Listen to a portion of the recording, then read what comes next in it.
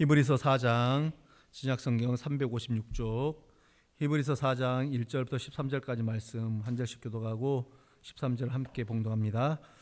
그러므로 우리는 두려워할지니 그의 안식에 들어갈 약속이 남아있을지라도 너희 중에는 혹 이르지 못할 자가 있을까 함이라.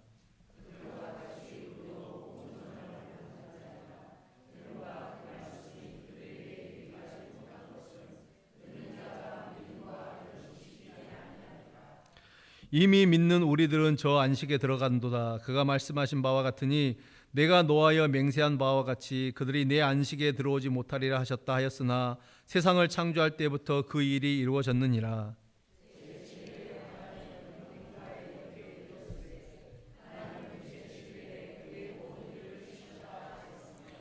또다시 거기에 그들이 내 안식에 들어오지 못하리라 하였으니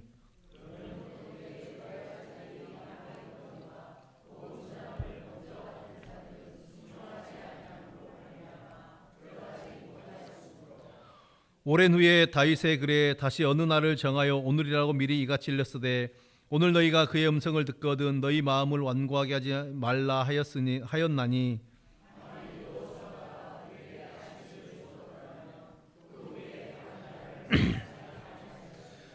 그런즉 안식할 때가 하나님의 백성에게 남아 있도다.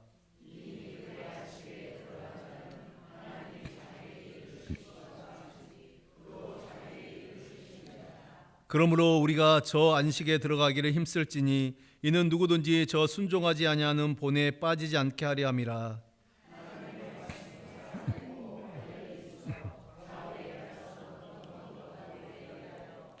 은과 및 강과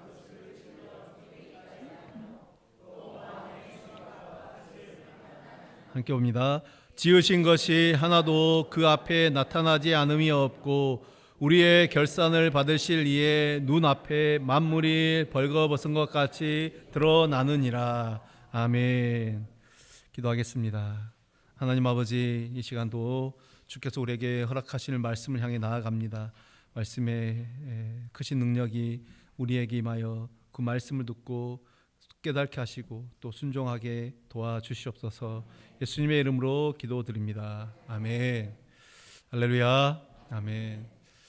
우리 계속해서 우리 주일 오후 시간을 통해서 히브리서 말씀을 보게 됩니다. 오늘 이 오전과 오후가 동일한 이제 히브리서를 같이 보게 되는데요. 히브리서를 우리가 시작하면서 제가 말씀드린 적이 있다시피 이 히브리서는 1차적으로는 지금 이제 이 박해와 또 시험과 배교와 이 핍박의 시대, 그 시대를 살고 있었던 당시 1세기 기독교인들이죠. 그리스도인들, 그들 중에서 이제 기독교를 떠나서 또 그 기독교인들과 또 그들 중에서 이 자신들이 떠나왔던, 그러니까 유대교를 떠나서 기독교로 개종을 했는데 다시금 또 이 유대교로 돌아가려고 하는 자들을 위한 어떤 신앙의 권면이다라고 말씀을 드렸습니다. 히브리서 기자는 이 히브리서 전체를 통해서 지속적이고 반복적으로 하는 질문이 있습니다. 이 말씀을 읽는 자들에게 던지는 질문이죠. 히브리서 기자가 이러한 질문을 던지는 이유가 무엇입니까? 그것은 예수 그리스도께서 우리의 영원한 구원자가 되고 또 우리 모든 성도들이 따라야 될 믿음의 본이 되기 때문에 그렇습니다. 여러분 대부분 아마 신앙의 롤모델을 가지고 계실 것입니다. 나는 누구처럼 신앙생활을 하면 좋겠다. 그래서 성경적인 인물을 선택하기도 하고 또 여러분들이 알고 있는 어떤 신앙의 선배들, 또 우리 역사 속에서 어떤 신앙의 선배들을 롤모델을 잡기도 합니다. 또 때로는 우리의 이 모습이 또 우리의 자녀들, 또 우리의 다음 세대들 누군가에게 또 우리는 신앙의 롤모델이 되기도 하는 것입니다. 히브리서 기자는 우리에게 이 신앙의 롤모델을 제시하고 있는데 그 누구냐? 바로 예수 그리스도. 그 예수 그리스도를 우리의 신앙의 롤모델로 제시하고 있습니다. 여러분 중에 예수님을 나의 신앙의 롤모델이다 생각하시는 분 계십니까? 우리가 대부분 다 예수님을 신앙의 롤모델로 생각하진 않습니다. 왜 그렇습니까? 감히 예수님을 어떻게, 내가 범접할 수 없는 분, 도무지 따라갈 수 없는 분, 세례 요한이 나는 그의 신발끈도 매지 못한다. 우리는 세례 요한의 신발끈도 매지 못하는 그런 존재들 아닙니까? 그런데 예수님의 어떤 그런 모습 보면서 예수님의 신앙과 인격을 내가 닮아가겠다. 어떻게 보면 그것이 또 우리의 교만이다라고 생각하기 때문에 우리는 예수님을 롤모델로 생각하지 않습니다. 말씀드렸듯이 기독교 2000년의 역사 속에서 얼마나 위대한 신앙인들 많습니까? 그들이 우리의 롤모델이 되기도 하고 또 우리가 아는 주변에 또 나보다 더 먼저 믿음의 길을 걸었던 그분들이 우리의 신앙의 롤모델로 삼습니다. 왜요? 그분들이 나와 더 가깝게 느껴지기 때문입니다. 그러나 오늘 히브리서 기자는 이 예수 그리스도의 신앙, 예수 그리스도의 삶, 이것을 이 모델로 제시합니다. 그러면서 우리에게 그 높은 깊은 그 신앙과 삶의 그 수준을 요구하고 있다라는 것이죠. 우리에게 제시하고 있습니다. 그러면서 오늘 이 히브리서 기자는 이 예수님에 대해서 두 가지 중요한 사실을 반복적으로 질문을 하고 또 그 질문에 대한 답을 우리에게 주고 있습니다. 먼저는 무엇이냐면 예수 그리스도는 어떤 분이시며 그 예수님의 인격과 예수님이 행하신 모든 일들이 우리에게 주는 의미가 무엇인가? 예수님은 누구시냐? 그리고 예수님이 행하신 모든 것들을 우리에게 주는 의미가 무엇이냐? 이거죠. 이에 대한 히브리서 기자의 답변은 예수 그리스도는 하나님의 아들이시다. 하나님이시다라는 것이죠. 하나님과 동등한 분이십니다. 또 그분은 이 대제사장으로서 완전한 순종과 이 고난과 이 십자가의 희생을 통해서 우리의 죄를 기꺼이 담당하신 분이다. 그것을 말하고 있습니다. 두 번째 질문은 이것입니다. 그러면은 예수 그리스도를 믿고 따르는 성도들의 삶은 어떠해야 되는가? 예수 그리스도를 신앙하고 예수 그리스도를 구주로 고백하는 신앙인들의 삶은 어떠해야 되는가? 그 질문이고 여기에 대한 답변은 어떠한 고난과 박해와 또 위협 속에서도 마치 예수님께서 그 십자가의 모든 고난을 감수하듯이 우리 성도들 역시 그 예수님의 고난을 본받아 예수님을 본받죠. 그래서 고난과 핍박 이 모든 것들을 이겨내므로 참된 신앙인의 모습으로 나아가야 된다. 이것을 지금 우리에게 계속해서 도전하고 있습니다. 여러분 이상의 이 두 가지 질문, 두 가지의 답을 통해서 우리가 알 수 있는 것은 무엇입니까? 여러분 우리 신앙의 삶이 우리가 예수님의 제자로 산다, 신자로 산다, 성도로 산다 정말 그렇게 살아가고 있지만 그 삶이 결코 쉽지 않다는 것을 보여주고 있습니다. 그런데 그 쉽지 않은 길을 가야 하기 때문에 그 히브리서 기자가 계속해서 권면을 합니다. 위로를 합니다. 때로는 이 신앙길에서 우리로 하여금 나호자가 되지 않도록 경고의 말씀을 주기도 하는 것입니다. 오늘 본문도 역시 우리가 지난주에 이어서 이 실패한 이스라엘의 그 역사를 한번 보고 있습니다. 우리는 지난 3장을 통해서 실패하여서 안식에 들어가지 못한 그 이스라엘, 그래서 광야에 있는 이스라엘 그 민족들에 관해서 이야기를 나눈 적이 있습니다. 저는 오늘 본문을 통해서도 계속해서 안식의 이야기를 더 나누고 싶습니다. 왜냐하면 오늘 지금 본문이 그 이야기를 하고 있습니다. 히브리서 3장을 통해 볼 수 있는 그 성경의 주장은 이스라엘이 가나안에 들어가는 것을 두고 안식이라는 표현을 사용하고 있었습니다. 광야 이스라엘 백성들이 가나안, 즉 안식에 들어가지 못한 이유가 무엇입니까? 지난주에 살폈던 내용이죠. 바로 그들의 죄악 때문에 하나님을 원망하고 거역하고 배역했던 그들의 죄로 인해서 이 출애굽 1세대들이라고 말할 수 있는 당시 출애굽 당시 20살 이상의 모든 사람들은 다 광야에서 망하고 말았던 것입니다. 하나님이 광야의 이스라엘 백성들에게 원하셨던 것이 무엇입니까? 그들 모두가 다 하나님은 정말 그들 모두가 다 안전하게 이 광야를 거쳐서 가나안 땅으로 들어가는 것이 하나님의 뜻이었습니다. 하나님은 광야에 이스라엘 백성들에게 약속을 주셨습니다. 그래서 무슨 약속을 주셨습니까? 그들을 반드시 젖과 꿀이 흐르는 땅으로 인도하겠다. 그 가나안 땅으로 인도하겠다. 그것이었습니다. 그런데 결과가 어떻게 되었습니까? 우리가 잘 알듯이 여호수아와 갈렙 이 두 사람을 빼놓고는 당시 20살 이상의 어느 누구도 가나안 땅을 밟지 못했습니다. 심지어 모세도 가나안 땅을 밟지 못했죠. 그 요단 서편을 밟지 못했습니다. 그렇다면 여러분, 이 책임을 누구에게 돌려야 되는 것입니까? 하나님이 책임입니까? 모세가 책임입니까? 아니면 백성들의 책임입니까? 답은 이미 정해져 있습니다. 오늘 2절은 그들의 이 실패 원인을 이렇게 말하고 있습니다. 우리 2절 말씀 한번 볼까요? 그들과 같이 우리도 복음 전함을 받은 자이나 들은 바 그 말씀이 그들에게 유익하지 못한 것은 듣는 자가 믿음과 결부시키지 아니함이라. 이 말이 무슨 뜻입니까? 결국 이 광야의 이스라엘 백성들이 그들이 가나안 땅에 들어가지 못한 책임은 그들에게 있었다라는 것이죠. 그들의 믿음, 지금 보면은 그들이 듣는 자가 믿음과 결부시키지 아니했다라고 말하고 있습니다. 그들의 믿음, 그들의 삶의 모습이 결국 그들의 그 멸망으로 이끌었다라는 것이죠. 이스라엘 백성들이 애굽에서 압제를 당하고 고통 가운데 있을 때 하나님은 그들을 부르셨습니다. 그리고 하나님은 이스라엘 민족에게 구체적인 약속을 주셨습니다. 자, 우리 하나님이 그 약속을 한번 보실까요? 출애굽기 6장 8절 말씀입니다. 함께 같이 봉독합니다. 시작. 내가 아브라함과 이삭과 야곱에게 주기로 맹세한 땅으로 너희를 인도하고 그 땅을 너희에게 주어 기업을 삼게 하리라. 나는 여호와라 하셨다 하라. 분명히 하나님께서 이 약속의 말씀을 주셨습니다. 또 나중에 이제 그들이 광야에 가서 이 출애굽을 한 이후에 광야에서 또 한 번 하나님께서 말씀하셨습니다. 출애굽기 19장 5절 말씀이죠. 이 말씀도 우리 함께 같이 볼까요? 세계가 다 내게 속하였나니 너희가 내 말을 잘 듣고 내 언약을 지키면 너희는 모든 민족 중에서 내 소유가 되겠고.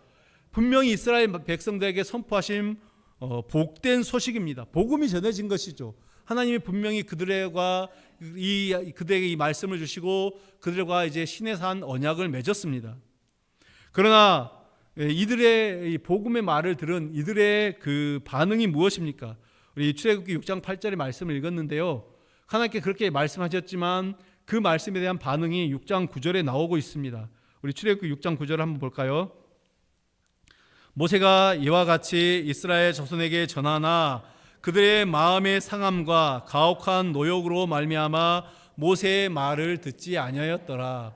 지금 이 현실을 보니까, 지금 자신들의 상황을 보니까 도무지 그 하나님의 말씀이, 그 약속이 믿어지지 않는다라는 것이죠.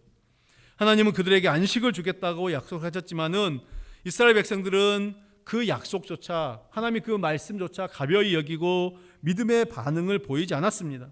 결국 하나님의 이 복음의 말씀은 그들의 그들에게는 아무런 유익이 되지 못했다, 이것을 말하고 있는 것입니다.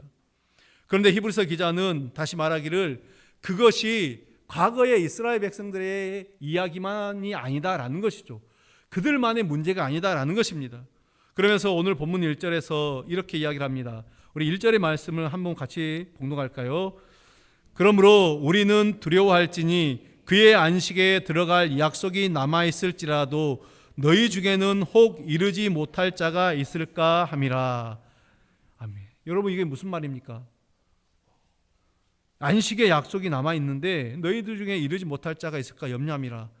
지금 여기 예배당에 앉아서 예배를 드린, 약속을 받은 우리도 결코 안심할 수 없다, 그 이야기죠.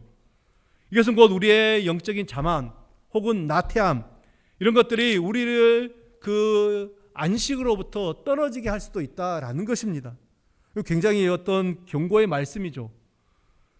우리는 과거 이스라엘 백성들과 다른 어떤 노예 생활을 하고 있습니다. 형태가 다른 그것이 무엇입니까? 바로 우리는 죄의 노예로 살고 있습니다. 여러분, 이 말씀이 조금 언짢게 들릴지도 모르겠습니다만 우리의 신앙의 싸움은 죄와의 싸움입니다. 그렇지 않습니까? 죄를 이기고 승리하느냐, 아니면 여전히 죄 가운데 거하느냐, 우리는 매일매일 이 싸움을 하고 있는 것이죠. 여러분, 하나님의 약속은 예나 지금이나 변함이 없습니다. 그것은 무엇입니까? 우리를 영원한 안식으로 인도하시겠다. 그 이스라엘 백성들을 그 안식으로 인도하시겠다 하신 하나님, 오늘도 우리에게 그 약속을 주십니다.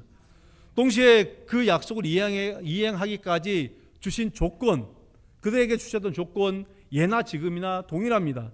과거 이스라엘에게 주셨던 하나님의 약속의 이행이 아까 우리가 살폈던 출애굽기 19장 5절을 보면 세계가 다 내게 속하였나니 너희가 내 말을 잘 듣고 내 언약을 지키면 너희는 모든 민족 중에서 내 소유가 되겠다. 하나님께서 너희가 내 말을 잘 듣고 내 언약을 지키면은 내가 너희를 영원한 안식으로 인도하시겠다. 여러분, 지금 이것이 오늘 우리에게 주신 약속입니다. 이것이 바로 하나님의 약속이 우리에게 이행되는 최소한의 조건이다라는 거죠. 여러분, 물론 이 말씀은 행위로 구원을 받는 게 아닙니다. 잘 우리는 오해 없이 바랍니다. 그런데 하나님의 이 약속이 주어졌음에도 불구하고 우리는 히브리서 이 기자가 염려하는 것과 같이 안식에 이르지 못할 자가 있을까 두려워하라라는 것. 여러분, 이것은 무엇 때문입니까? 왜 두려워하라라고 말하고 있는 것입니까? 그것은 바로 우리 안에 있는 죄 때문입니다. 죄 때문에 우리로 하여금 두려워하라라고 말하고 있습니다. 여러분, 우리에게 남아있는 죄의 여러 가지 그 모습들, 우리를 믿음에서 넘어지게 하고 하나님의 약속에서 자꾸만 떨어지게 만든다라는 것입니다. 그리고 하나님이 우리에게 주시는 궁극적인 안식은 저 영원한 나라에서의 안식입니다. 그렇지 않습니까? 그렇다면은 이 땅에서의 안식은 없습니까? 하나님 이 땅에서 우리에게는 결코 안식을 주시지 않습니까? 그렇지 않습니다. 이 땅의 안식도 있습니다. 이 땅의 안식은 하나님을 거역하는 이 본성, 악한 본성이나 불신앙의 모습이 다시금 우리 안에서 드러나지 않는 게 하나님이 우리에게 주시는 안식입니다. 이것은 마음속으로는 죄를 짓고 싶지만 내가 다른 사람을 보기에 체면도 있고 그러니까 내가 지금 죄를 짓지 않겠다. 이건 어떤 사람의 눈을 의식해서 죄의 본성을 누르는 것이 아니라 정말 내가 하나님을 사랑하고 죄가 너무 싫은 나머지 그 죄의 본성을 누르고 죄를 짓지 않는 것입니다. 이것이 가능할까요? 가능하겠습니까? 저는 가부를 말씀드리지 않겠습니다. 다만 우리는 최선을 다해서 이 땅에 우리의 성화의 삶을 살아가야 되는 것입니다. 여러분, 오늘 3절 말씀을 통해서 우리는 재미있는 표현을 발견하게 됩니다. 보시면은 이미 믿는 우리들은 저 안식에 들어가는도다. 이미 믿는 우리들은 저 안식에 들어가는도다. 이렇게 말씀하고 있습니다. 이 말씀을 이제 우리가 시제로 따지면은 이미 믿는 우리들은 들어갔다라는 과거형도 아니고 들어갈 것이다라는 미래형도 아닙니다. 현재형이죠. 현재 들어가는도다. 현재 진행형이죠. 들어가고 있다라는 말입니다. 이 말의 다른 의미는 우리가 이미 다 들어서 알고 있는 것입니다. 어떤 내용이냐면 우리는 이미 구원을 받았지만은 그렇습니다. 대속이죠. 우리는 구속을 그리스도의 대속의 은혜로 구속을 받았습니다. 그렇지만은 여전히 우리는 완전한 최종 구원에 이른 것은 아닙니다. 그래서 이 땅의 삶은 성화의 삶이죠. 영화의 단계가 아직 오지 않았다라는 것이죠. 지금 그 이야기를 하고 있는 것입니다. 그래서 히브리서는 이것을 다른 표현으로 우리를 향해서 순례자라고 그렇게 이야기를 합니다. 우리 신앙의 삶이 순례의 길이다. 다른 표현으로 또 나그네 길이다. 나그네 삶이다라고 말하는 것이죠. 그래서 우리는 이 땅에 살지만 결코 이 세상에 속하지 않는 사는 자로 살아가는 것이죠. 광야의 이스라엘 백성들은 그 가나안 땅에서의 안식을 고대했습니다. 그리고 여호수아와 함께 마침내 그들은 가나안 땅에 들어가게 되었습니다. 그러나 그 가나안 땅이 그들이 들어가고자 그렇게 애썼던 가나안 땅이 사실은 영원한 안식은 아니었습니다. 그래서 성경은 여호수아가 그들을 가나안 땅 안식으로 인도하였지만은 그것이 하나님이 약속하신 그 안식과 동등히 취급될 수 없는 이유가 오늘 이 말씀 9절에 보면은 9절의 말씀과 같이 안식할 때가 하나님의 백성에게는 남아있도다. 이 말씀, 이 남아있기 때문이다라는 것이죠. 가나안 땅에 들어갔지만 그것이 완전한 안식이 아니고 아직도 안식할 때가 남아있다. 저 영원한 나라, 하나님의 나라에서 우리가 구원을 받았습니다. 하나님의 자녀로서 이 땅을 살아가고 있습니다. 그러나 이것은 우리에게 온 영원한 안식이 아니다라는 거죠. 아직 우리에게는 영원한 안식이 남아있다. 그래서 11절의 말씀 우리에게 다시 한번 도전하고 있습니다. 11절의 말씀을 보면 이렇게 말하고 있습니다. 그러므로 우리가 저 안식에 들어가기를 힘쓸지니. 여기까지 우리 함께 같이 한번 봉독할 거예요. 시작. 그러므로 우리가 저 안식에 들어가기를 힘쓸지니. 아멘. 여러분, 안식에 들어가기를 힘쓰라라는 것입니다.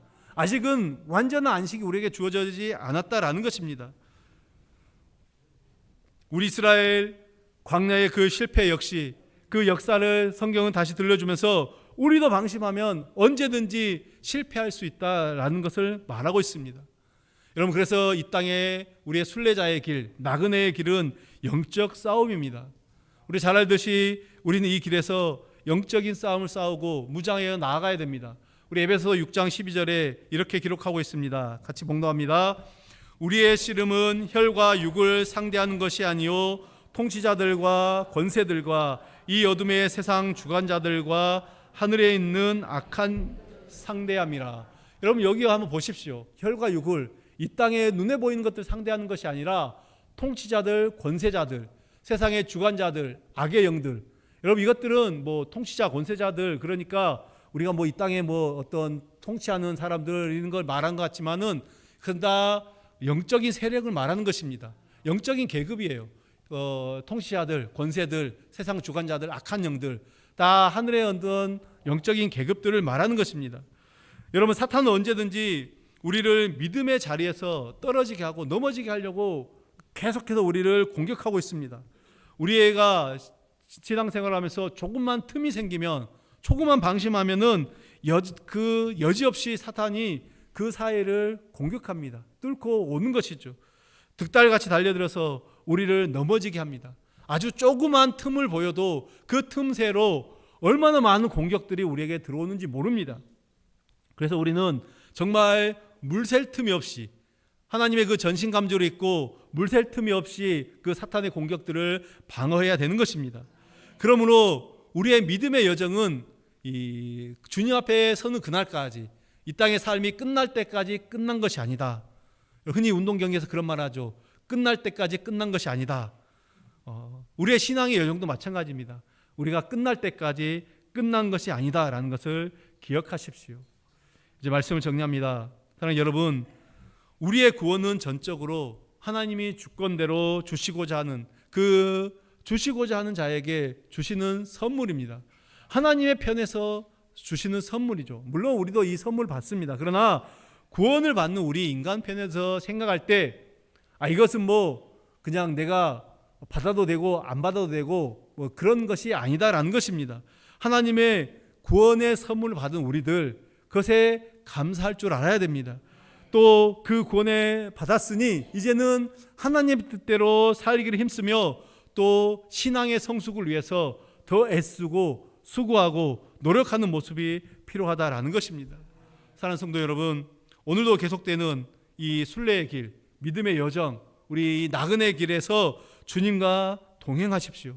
하나님과 동행해야만이 그 땅을 안전하게 또 평안하게 지나갈 수가 있습니다.